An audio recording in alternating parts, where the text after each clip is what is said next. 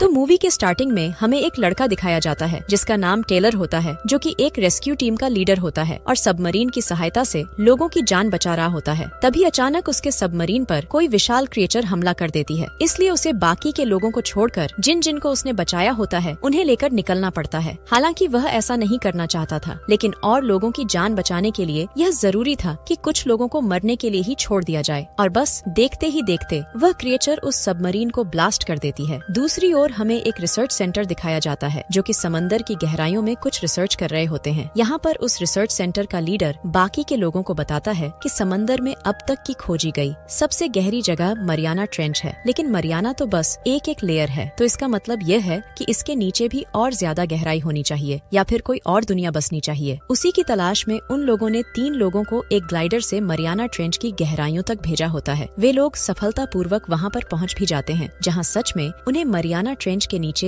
एक अलग ही दुनिया दिखाई देती है, जिसमें अजीबोगरीब जीव जंतु और पौधे दिखाई देते हैं। वैसे ये दृश्य तो बहुत ही खूबसूरत होती है, लेकिन गहराई बहुत ही ज्यादा हो चुकी थी। इस वजह से उन लोगों के ग्लाइडर को सिग्नल न मिलने की वजह से रिसर्च सेंटर से उनका कांटेक्ट टूट जाता है। तब रिसर्च सेंटर का लीडर सोचने लगता है कि आखिर कौन उन गहराइयों तक जाकर उन लोगों का पता लगाएगा। इसके बाद उसे टेलर की याद आती है, क्योंकि वही एक ऐसा था जो उन गहराइयों तक गया होता है। लेकिन इस पर उनका एक मेंबर उनसे कहता है कि हम टेलर पर कैसे भरोसा कर सकते हैं। आखिर उसने पहले भी बहुत से लोगों को मरने के लिए वहीं पर छोड़ दिया था, लेकिन उनके पास कोई भी रास्ता न होने की वजह से टीम लीडर को रिसर्च सेंटर के ऑनर के साथ टेलर को लेने के लिए थाईलैंड जाना पड़ता है, क्योंकि पिछली बार की हरकतों की वजह से उसे जॉब से निकाल दिया गया होता है। यही कारण था कि वह जाकर थाईलैंड में बस गया था। जब वे लोग टेलर को अपने साथ जाने के लिए कहते हैं, तब वह जाने से मना कर देता है, जिसके बाद वे लोग उसे कहते हैं कि तुम्हें कम से कम इंसानियत के नाते इस मिशन को करना चाहिए। दूसरी ओर लीडर की बेटी को टेलर पर भरोसा नहीं होता है, इसलिए वह एक ग्लाइडर के साथ अकेले ही समंदर में उन लोगों को ढूंढने के लिए निकल पड़ी थी। जब वे लोग टेलर के साथ वहाँ पर पहुँचते हैं तो उन्हें पता चलता है कि लीडर की बेटी स्वीटी अकेले ही समंदर में निकल चुकी है। अब टेलर को एक बहुत ही अच्छी सबमरीन दी जाती है ताकि वह उन गहराइयों तक जाकर सभी लोगों का पता लगा सके। तभी उसी सबमरीन में टेलर की मुलाकात स्वीटी की बेटी से होती है, जो कि महज 11 वर्ष की होती है, और उससे कहती है कि प्लीज मुझसे वादा करो कि तुम मेरी मॉम को सही सलामत वापस लाओगे। जिस पर टेलर उससे कहता है कि वह स्वीटी को सही सलामत वापस लाएगा। अब वह उसे सबमरीन से बाहर जाने को कहता है और खुद मिशन के लिए रवाना हो जाता है। आगे स्वीटी को दिखाया जाता है, जो अब उन 3 लोगों के पास पहुंच चुकी है, लेकिन तभी उसके ग्लाइडर पर एक बहुत ही विशाल ऑक्टोपस हमला करता है और बुरी तरह से उस पर चिपक जाता है। लेकिन तभी वह ऑक्टोपस एकाएक वहाँ से गायब हो जाता है। जब स्वीटी देखी है तो उसे एक शार्क दिखाई देती है, जो कि साइज में बहुत ही बड़ी होती है और उस ऑक्टोपस को अपने मुंह में दबाए रहती है। बस कुछ ही देर में टेलर भी वहीं पर आ जाता है और स्वीटी से कहता है कि तुम अपना ग्लाइडर लेकर यहाँ से रिसर्च सेंटर चली जाओ, क्योंकि तुम्हारा ग्लाइडर पूरी तरह से तबाह हो चुका है। इसके बाद टेलर अपनी एक फ्रेंड और उसके सभी टीम मेंबर को बचाने लगता है,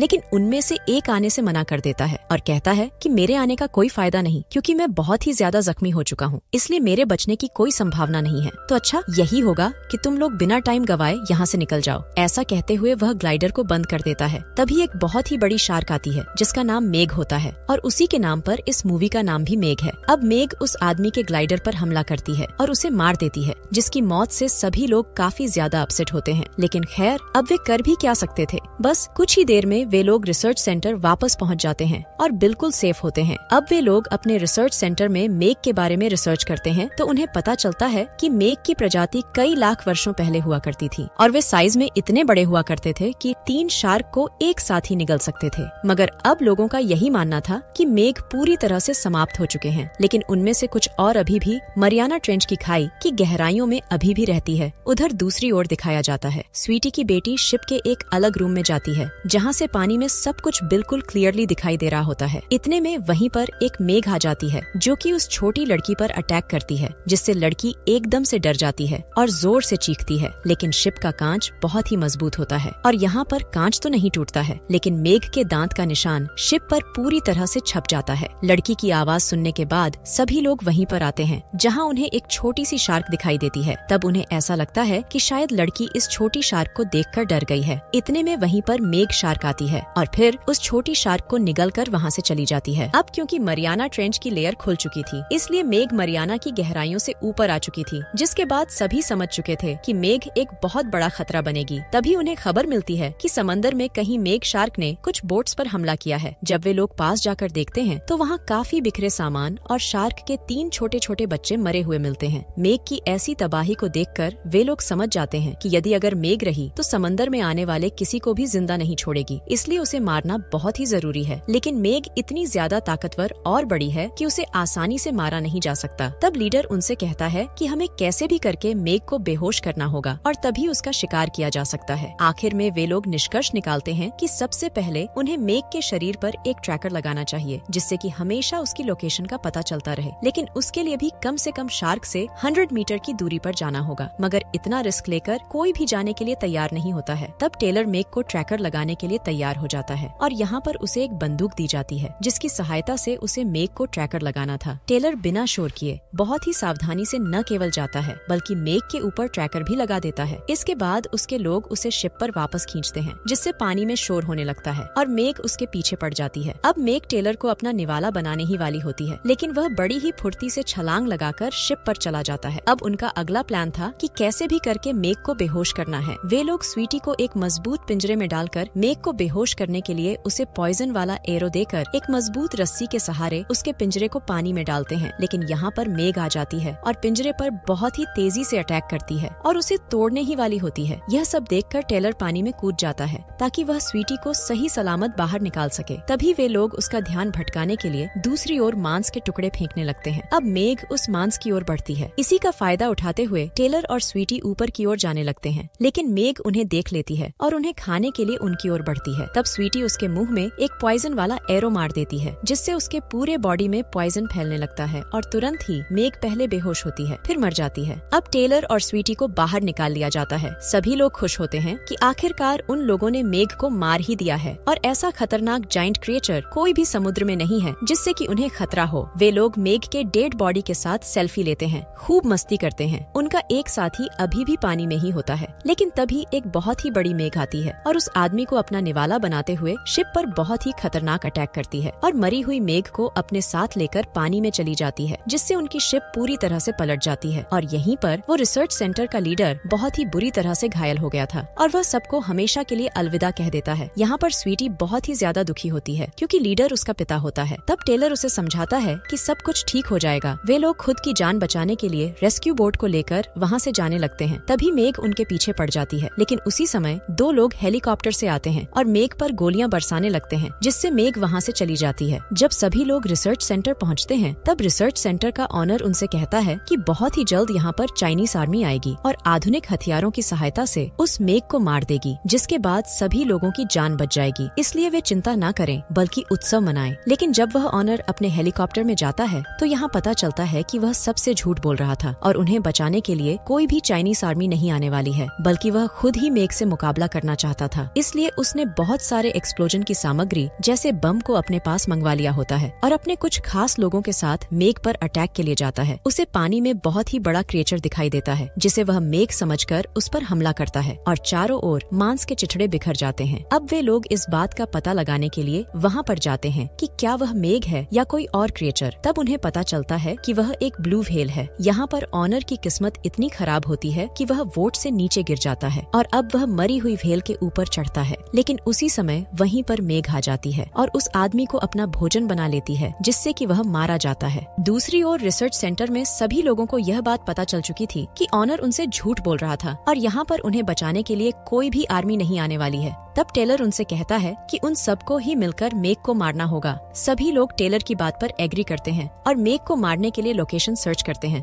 तब उन्हें एक बीच का लोकेशन मिलता है जहाँ पर बहुत से लोग वेकेशन के लिए आने वाले थे। तो यह बात तो क्लियर थी कि मेघ उन्हें खाने के लिए वही जाएगी, इसलिए सभी लोग मेघ को मारने के लिए बीच पर चले जाते हैं। लेकिन उनसे पहले ही मेघ वहाँ पर पहुँच चुकी थी और समंदर में बहुत सारे लोगों को देखकर वह उन पर हमला करती है और सभी को खाना शुरू कर देती है। इतने में टेलर भी अपने शिप के साथ वहीं पर आ जाता है। यहाँ पर टेलर अपना दिमाग लगाता है और पानी के अंदर एक सेंसर को डाल देता है, जिससे कि व्हेल मछली की आवाज निकलती है और मेघ उसे व्हेल समझकर उसकी ओर बढ़ती है ताकि वह उसे पर अटैक करके उसे खा सके। लेकिन यहाँ पर टेलर भी मेघ का शिकार करने के लिए पानी में अपने ग्लाइडर के साथ होता है, जिसमें कि काफी आधुनिक रॉकेट लॉन्चर लगा होता है। यहाँ पर मेघ टेलर के ग्लाइडर पर हमला करती है और जोर का झटका लगने की वजह से उसके ग्लाइडर पर लगे हुए रॉकेट लॉन्चर की बटन काम करना बंद कर देती है। अब मेघ टेलर के बिल्कुल पास आ चुकी थी। तब टेलर फिर से बड़ी ही फुर्ती से से मेग के पास से अपने ग्लाइडर को टेढ़ा करके गुजरता है, जिससे कि उसके ग्लाइडर में निकली हुई नुकीली चीज से मेग के निचले हिस्से में पूरी तरह से चीरा लग जाता है,